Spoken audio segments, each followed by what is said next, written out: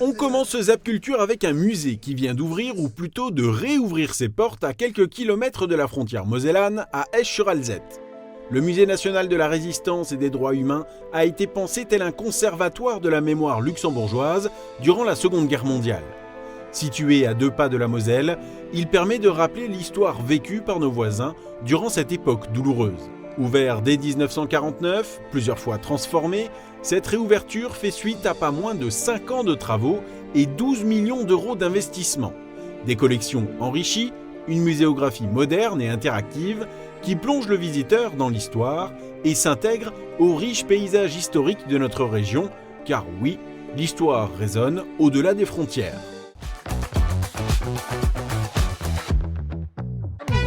On continue avec un spectacle qui se prépare pour l'association Vivre Ensemble à Pont-sur-Seine.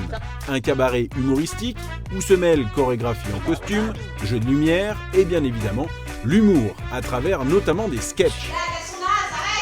15 danseurs, de l'huile de coude et surtout beaucoup de motivation pour la synchronisation et l'enchaînement des pas de danse. Depuis 40 ans, la formule est prise et reprise avec toujours de nouvelles surprises. Une formule qui fonctionne et qui enchante les Pontois.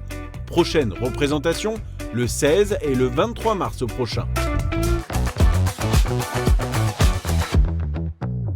Et on termine ce Zap Culture avec des visages bien connus, qui reflètent des parcours très différents, mais qui ont tous un point commun, et pas des moindres, ce sont tous devenus des icônes. De Jeanne d'Arc au Tché, en passant par Staline, Vercingétorix ou encore la sulfureuse Marilyn, cette exposition voit large au musée de l'image d'Épinal. Si le terme d'icône est parfois galvaudé dans le langage courant, cette exposition a aussi à cœur de remettre l'église au milieu du village, ou plutôt le nez au milieu du visage. Icônes militaires, politiques, religieuses, historiques ou du monde du sport, il y en a forcément une que vous admirez et il y a fort à parier que vous connaissez tous les autres. Et oui, c'est ça aussi une icône, un visage qui traverse aussi bien les frontières géographiques que temporelles.